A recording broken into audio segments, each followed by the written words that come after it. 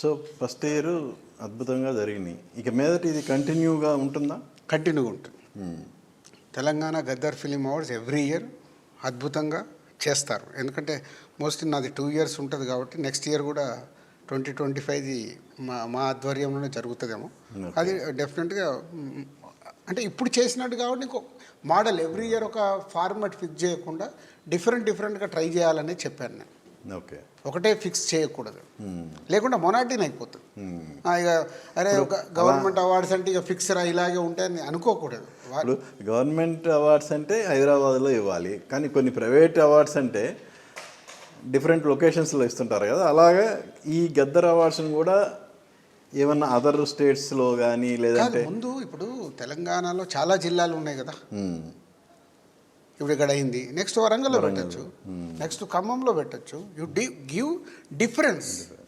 So ఇప్పుడు అక్కడ కూడా ఏమవుతుంది, అరే మా దగ్గర కూడా జరిగిందిరా అనేది ఉండాలి కదా. ఇప్పుడు తెలంగాణ గద్దర్ ఫిలిం అవార్డ్స్ అంటే తెలంగాణ గవర్నమెంట్ ఇస్తుంది కాబట్టి ఎనీ గవర్నమెంట్ సరే ఫ్యూచర్లో మా ప్రభుత్వాలు మారుతూ ఉన్నా కానీ ఒక సిస్టమ్ తీసుకొస్తే ఆ సిస్టమ్ ఫాలో అవుతుంది అనేది సీఎం గారు నాకు అప్పచెప్పినందుకు ఐఎమ్ ట్రైయింగ్ దట్. ఓకే, ఒక చైర్మన్గా, అవార్డ్ కమిటీ చైర్మన్గా మీకేమైనా ఈ అవార్డుల పరంగా ఏమైనా ఒత్తిళ్ళు వచ్చినాయా? అస్సలు దీంట్లో దైవ సాక్షిగా చెప్తున్నాను. అంటే కొందరు ఇలాగే దైవ సాక్షిగా చెప్తున్నాను. ప్రభుత్వం తరపు నుంచి కానీ నా తరపు నుంచి కానీ జ్యూరీకి కూడా 0.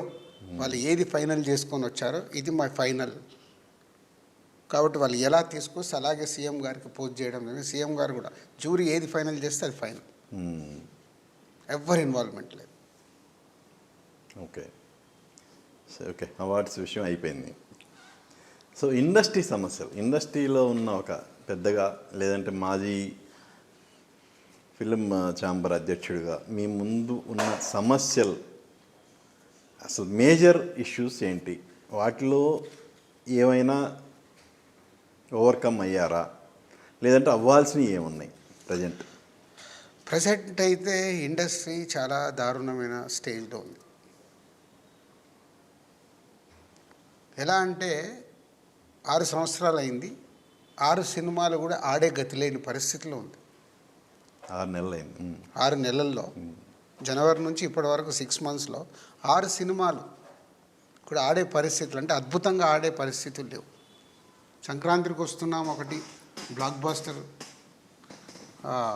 కోర్టు, ఒక చిన్న సినిమా సూపర్ హిట్, తర్వాత ఒక 4 హిట్స్ రూపంలో వచ్చాయి. మే 9th నుంచి కుబేర వచ్చే వరకు 6 వారాలు సమ్మర్ వెకేషన్స్లో సినిమా చూడటానికి ప్రేక్షకుడికి సినిమా లేదు. 6 వారాలు థియేటర్లు మూసుకున్నారు, చాలా థియేటర్లు క్లోజ్. అంటే ఎంత దారుణమైన పరిస్థితిలో ఉంది ఇది ఎవరికి అర్థమవట్లేదు. ఇది అర్థం చేసుకుని ఎలా మార్చుకుందామని కూడా ఎవరు ముందుకు రావట్లేదు, అంత దారుణమైన పరిస్థితిలో. అంటే ఏంటి దీనికి మెయిన్ రీజన్ ఏంటి? అంటే మీ నిర్మాతలుగా మీరు క్వాలిటీ సినిమాలు ఇవ్వలేకపోవటమా, ఆడియన్స్ని మెప్పించే విధంగా మీరు సినిమాలు తీయలేకపోవటమా, అంటే కేవలం కాంబినేషన్స్కే ప్రయారిటీ ఇస్తూ మంచి కథలు ఎంపిక చేసుకోలేకపోవటమా? దీనికి 5 కారణాలు ఉన్నాయి, ఒకటి కాదు. కోవిడ్ స్టార్ట్ అయిన తర్వాత ఓటీటీ అనే ప్రభావంతో మేమే ఓటీటీ వాళ్ళు ఇచ్చే ప్రైజ్లకి సినిమాలు ఇచ్చేసి ప్రేక్షకుల్ని మీరు ఇంట్లో కూర్చొని సినిమాలు చూడండి అని అలవాటు చేసాం. అది మొదటి కారణం. రెండవది, పోనీ వాళ్ళు దాటేసి ఇప్పుడు కోవిడ్ కంటే ముందు 2020 సంక్రాంతికి అలా వైకుంఠపురంలో, సర్లేరు నీకెవరు 2 బ్లాక్ బాస్టర్స్, ఒకటి క్లాసిక్ అలా వైకుంఠపురంలో, ఒక సూపర్ హిట్ సర్లేరు నీకెవరు. దాని తర్వాత కోవిడ్ స్టార్ట్ అయింది. ఎంత మార్పు వచ్చింది. ఆ సంవత్సరం చూసిన రెవెన్యూ సంక్రాంతికి మళ్ళీ ఈ 5 సంవత్సరాల్లో ఏ సంక్రాంతికి రెవెన్యూ చూడలేకపోయాం. అంటే ఫుట్ఫాల్ తగ్గుతూ వస్తుంది. నాకు తెలిసి అప్పటికి ఇప్పటికి చూస్తే 50% ఫుట్ఫాల్ తగ్గిపోయింది, ప్రేక్షకులు రావడం లేదు. దానికి కారణం మొదటి స్టెప్ మేము ఓటీటీలో కూర్చొని మీరు సినిమాలు చూడండి అని అలవాటు చేసేసాం. 2, పోనీ ఎవరన్నా దాటి థియేటర్ వరకు వద్దామనంటే టికెట్ రేట్లు హైక్ చేస్తున్నాం, క్యాంటీన్ రేట్లు విపరీతంగా పెడుతున్నాం, థియేటర్లు కొన్ని మెయింటెనెన్స్లో లేవు. ఎందుకు మెయింటెనెన్స్లో లేవంటే వాళ్ళకి వర్కౌట్ అవ్వట్లేదు, వాడు రెనోవేట్ చేసే పరిస్థితిలో లేడు. రెనోవేట్ చేస్తే మళ్ళీ 2-3 కోట్ల డబ్బు ఇన్వెస్ట్ చేయాలి. అది తిరిగి వస్తుందో రాదో వాటికి గ్యారంటీ లేదు. ఇన్ని కారణాలు థియేటర్ల దగ్గర ఆ ప్రాబ్లం. మూడోది ఓటీటీ వచ్చిన తర్వాత, కోవిడ్ తర్వాత ప్రపంచంలో ఉన్న అన్ని సినిమాలు చూసే అవకాశం ప్రేక్షకుడికి దొరికింది. సో ఇప్పుడు ఆడియన్ని మనం థియేటర్కి రావడానికి మనం ఏం కంటెంట్లు ఇస్తున్నాము, ఏం సినిమాలు తీస్తున్నాము. కోవిడ్ స్టార్ట్ అయిన తర్వాత సినిమా ఇండస్ట్రీ రీఓపెన్ అయిన తర్వాత దర్శకులు కానీ, నిర్మాతలు కానీ, కొందరు హీరోలు కానీ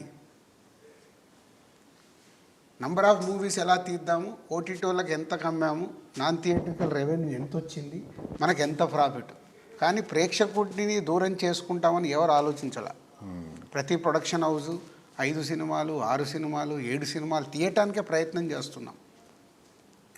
సో నంబర్ ఆఫ్ కాంటెంట్ ఎప్పుడైతే ఒక్కొక్క ప్రొడక్షన్ హౌస్ ఇస్తుందో సినిమా క్వాలిటీ పడిపోయింది. అంటే ప్రేక్షకుడిని థియేటర్కి తెచ్చే కాంటెంట్ లేదు. ఇదొక రీజన్. 4వ రీజన్ మెల్లిగా ప్రేక్షకుడు దూరం అయిన తర్వాత ఇందాక నేను చెప్పినట్టు 6 నెలల్లో ఎన్ని సినిమాలు రిలీజ్ అయ్యాయి, టోటల్గా ఎన్ని సినిమాలు ఆడుతున్నాయి, 5 వారాలు 6 వారాలు థియేటర్లు మూసుకునే పరిస్థితి ఏంటి. అంటే number of movies right content every week ఇవ్వలేకపోతున్నాం. ప్రేక్షకుని థియేటర్గా ఈ వారం సినిమా అయింది, నెక్స్ట్ ఏ సినిమాకి వెళ్ళాలి అనే ఆడియన్కి ఎగ్జైట్మెంట్ లేకుండా చేసేసాం. అదో రీజన్. ఇలా రకరకాల రీజన్స్తోని ప్రేక్షకుడిని థియేటర్ రాకుండా చేసింది. ఇప్పుడు మీరు చెప్పిన దాంట్లో నెంబర్ 1 రీజన్ ఓటీటీ అండి. ఇప్పుడు ఓటీటీ వాళ్ళు ప్రొడ్యూసర్స్ని డిక్టేట్ చేస్తున్నారు. ఇది ఎంతవరకు సబబు? ఆయన వ్యాపారం అండి. అది సబబు ఏంటి? వాడు వచ్చి మా మీద కత్తి పెట్టట్లేదు కదా. మా దగ్గర యూనిటీ ఉంటే ఓటీటీ వాళ్ళు ఏం చేస్తారు? నా సినిమా నేను ఎంత కమ్ముకున్నాను, ఎలా రిలీజ్ చేసుకుంటాను అని ఆలోచిస్తున్నాను తప్పితే 10 మంది. నేను అనేది ఓటీటీ వాళ్ళ గురించి కాదు, ప్రొడ్యూసర్స్ అలా సరెండర్ అవటం అనేది ఎంతవరకు కరెక్ట్ అంటున్నాను. కరెక్ట్ అంటే ఏం చేస్తాను? ఇప్పుడు నా సినిమా రెడీ ఉంది, నేనేం చేయాలి? థియేటర్కల్ రెవెన్యూ రావట్లేదు, తగ్గిపోయింది. సో నాన్ థియేటర్కల్ ఎంతో కొంత వస్తే నేను అట్లీస్ట్ నా డ్యామేజ్ కంట్రోల్ అవుతుంది కదా, నేను సరెండర్ అవుతున్నా. ప్రతి ప్రొడ్యూసర్ అలాగే చేస్తున్నా. సినిమా మొదలు పెట్టకంటే ముందే ఒక ప్రైజ్ మాట్లాడా 4 వారాలకు ఓకే అని అగ్రిమెంట్లు ఇచ్చేస్తున్నాం. వాళ్ళు పెట్టే రూల్స్ అండ్ కండిషన్స్. దీనికి main reason cost of production. ఇప్పుడు పాండమిక్ తర్వాత నిజానికి కాస్ట్ ఆఫ్ ప్రొడక్షన్ తగ్గుతుందని చాలామంది ఎక్స్పెక్ట్ చేశారు. వేరేస్ చూస్తే కాస్ట్ ఆఫ్ ప్రొడక్షన్ ముందు కంటే డబల్ అయింది. ఇది ఎవరు తప్పు? ప్రొడ్యూసర్. దాంట్లో తప్పేముంది?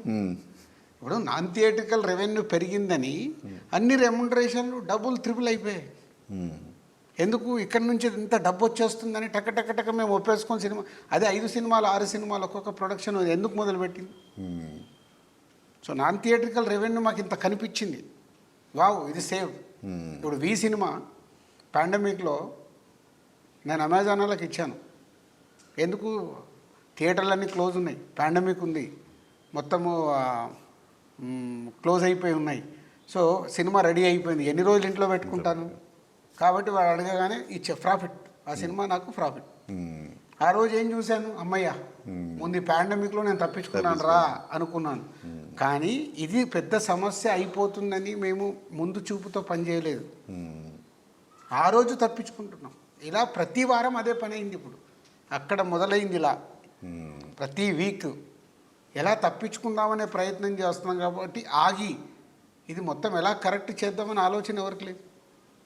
సో మీరు అన్నట్టు ఇప్పుడు ప్రొడక్షన్ హౌస్ ఒక్కోటి నెంబర్ ఆఫ్ సినిమాల మీద దృష్టి పెట్టి హీరోల డేట్లు బ్లాక్ చేసుకొని వాళ్ళు అడిగినంత డబ్బు ఇవ్వటము, వాళ్ళు కోరిన సౌకర్యాలు కల్పించటము, దీనివల్ల కాస్ట్ ఆఫ్ ప్రొడక్షన్ పెరగటం.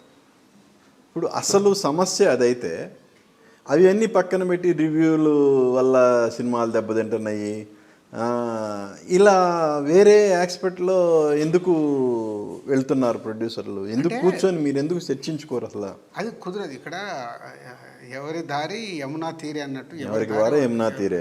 ఎవరికి వారే యమునా తీరే. అంటే మీ అందరికి గుర్తుందో లేదో 56 రోజులు ఒకసారి షూటింగ్ ఆపి ఛాంబర్లో 56 days షూటింగ్ ఆపి అందరితో మీటింగ్లు చేసి మనం ఒకటి ప్లాన్ చేసుకోవాలని 2010లో చేసాం. అవును, కాస్ట్ ఆఫ్ ప్రొడక్షన్ తగ్గియాలి, ఎవ్రీథింగ్ హోంవర్క్ చేసాం. ప్రతి ఆర్టిస్ట్ వెనక ఒకళ్ళ అసిస్టెంట్నే ఎలో చేయాలి. సో ఎవ్రీథింగ్ ప్లాన్డ్గా చేసాం. ఒక్కరిద్దరు వల్ల ఆ రోజు మీ అందరు గుర్తుందో లేదో దస్పల్లాకి ప్రతి ఒక్క హీరో వచ్చారు. షూటింగ్ లాగి అందరం ప్రొడ్యూసర్స్ షూటింగ్లు ఎందుకు ఆపాలి అన్నారు. ఆ రోజు సింపుల్ ఆన్సర్ ఏంటి తెలుసా? ప్రొడ్యూసర్లు అందరూ ఫ్రీగా ఉంటే వచ్చి కూర్చుంటారు కాబట్టి ఆపాలి అన్నాం. ఏంటి, మీరు ఫ్రీగా ఉండాలి ముందు, ఫ్రీగా ఉంటే చర్చించుకోవటానికి అందరు వస్తారని. ఇప్పుడు గిల్లో మీటింగ్ పెడతారు, పిలుస్తారు. 9 మంది వర్కింగ్ కమిటీ గ్రూప్ ఉంటుంది, 21 మెంబర్స్ యాక్టివ్ ప్రొడ్యూసర్స్ గ్రూప్ ఉంటుంది. ఎమర్జెన్సీ మీటింగ్ అంటే 5 వస్తారా? అంటే ఎంత రెస్పాన్సిబిలిటీగా ఉంటున్నాం. నిన్న ఛాంబర్లో కోఆర్డినేషన్ కమిటీ మీటింగ్ అయింది వేజెస్ గురించి. వాళ్ళు రాత్రి ఎవరెవరు అటెండ్ చేశారని లిస్టు పంపించారు.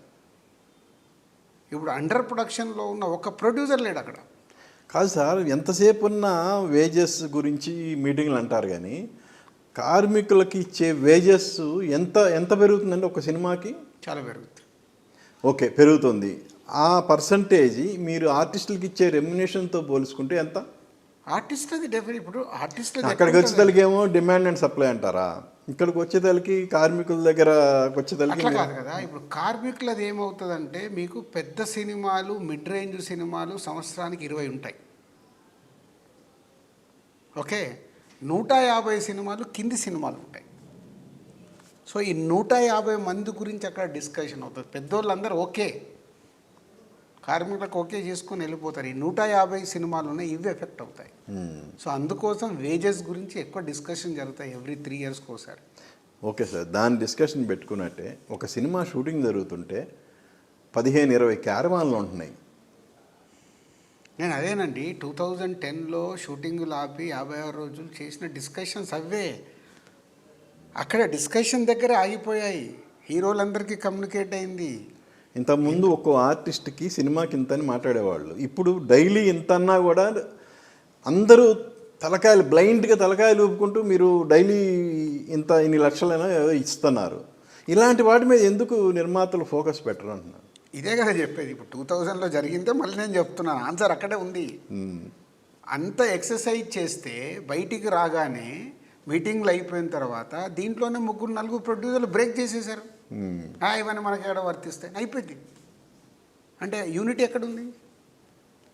ఆ రోజు వాళ్ళ షూటింగ్ అయిపోవాలి, అక్కడ ఉన్న ప్రాబ్లమ్స్ వాళ్ళ షూటింగ్ ఫినిష్ చేయాలి. ఓకే, అదే బిగ్ సమస్య ఇక్కడ. యూనిటీ ఎందుకు కారు? ఇప్పుడు కార్మికులు కానీ ఇంకొకరు కానీ వాళ్ళకి తెలుసు ప్రొడ్యూసర్లు ఎప్పుడు యూనిట్ కావాలనే వాళ్ళు యూనిట్ అవుతారు. వాళ్ళ అసోసియేషన్లు ఉంటాయి, వాళ్ళకి ఎలక్షన్స్ ఉంటాయి, వాళ్ళొక బాడీ ఉంటుంది. ఆ బాడీ ఎలా డిసైడ్ చేసేస్తే అందరు దాన్ని ఫాలో అవుతారు. అది ప్రొడ్యూసర్లో ఉండదు. మీకు నిర్మాతల మండలి ఉంది, ఫిలిం ఛాంబర్ ఉంది, మూవీ అసోసియేషన్ ఉంది, వీటన్నిటి మధ్య కోఆర్డినేషన్ ఉంటుంది, మీటింగులు జరుగుతుంటాయి. కానీ ఎక్కడ వేసిన గొంగళి అక్కడే. అంతే.